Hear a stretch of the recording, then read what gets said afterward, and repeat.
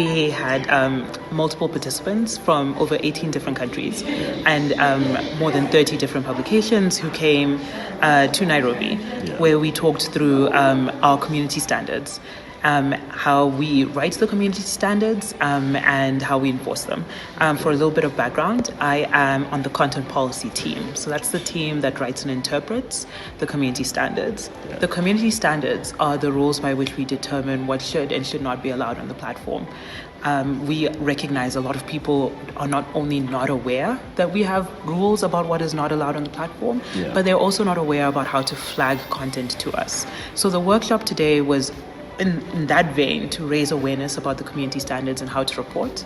But we also had a specific focus on how do we bring awareness into the nuances and the gray areas when it comes to content moderation.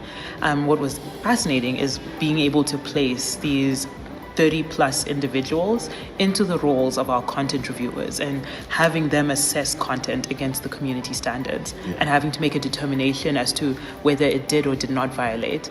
And what we found is people, especially with the gray area or the really difficult cases, really struggled to come to a conclusion. Obviously noting that our content reviewers spend weeks in training. They get a lot of support and tools. They are trained and retrained, and the job that they do is incredibly difficult. And so being able to only have a few hours to think about what that looks like is to just give a little overview and just a little touch of often how difficult that job is when it comes to content moderation. We want to make sure people know that they can report content. Anyone can report content. Anything on the platform can be reported. That is posts, photos, videos, comments, replies to comments, stories, Facebook and Instagram, and the same rules apply. Reporting is absolutely confidential, so your uncle does not know you reported his content if it violates. And if it violates, they will receive a message saying that this piece of content violated the community standards, it violated for this specific policy, and they'll be given an opportunity to remediate to make sure that they do not post violating content in the future. So the main thing was to make sure that people know that we have community standards and we're committed to improving and working on removing content that violates our community standards from the platform. Yeah, but if we're talking about freedom of expression and all that, why should we have community standards? That's a question that I've received before, and I think it's something that's part of what we debate. We have a value that we've actually very recently, I think as recently as last week, where we reiterated our commitment to voice and ensuring that we have people have freedom of expression and the ability to speak, have a platform to speak and to raise ideas and to congregate and to build community. The reason we have community standards is because we also are aware that we don't exist in a vacuum. Content can be on the platform that can lead to harm. It can lead to real world harm. It can lead to intimidation. It can lead to exclusion. And we need to have rules that removes that content. More specifically, we want to make sure that if by creating a safer platform, people are far more willing to share and far more willing to engage. If the platform allowed for all of this harmful content, people wouldn't want to create communities in the way that they do. If I should report a content, how long is it going to take to get it removed or a decision is taken on it? So the first thing that I want to mention is the process by which it gets to a content reviewer. Yeah. So when you report a piece of content, so whether you click on the 3 buttons and you submit a report to Facebook, that goes to a content reviewer who reviews the content against the community standards. I am going to also give the very legal response of it depends. Okay. Some content is incredibly black and white and easy.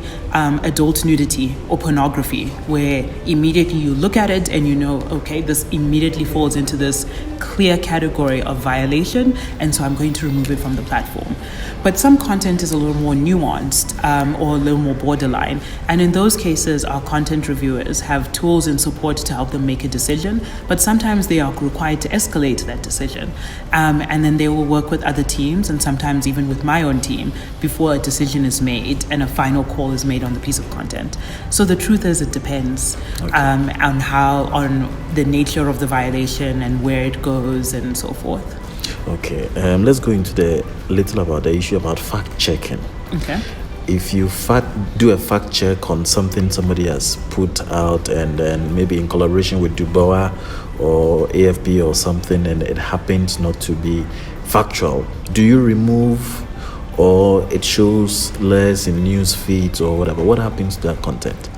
So the third-party fact-checking program, which I think, if I remember correctly, has been released in more than 15 different countries in sub-Saharan Africa and in also a lot of local languages with our partners.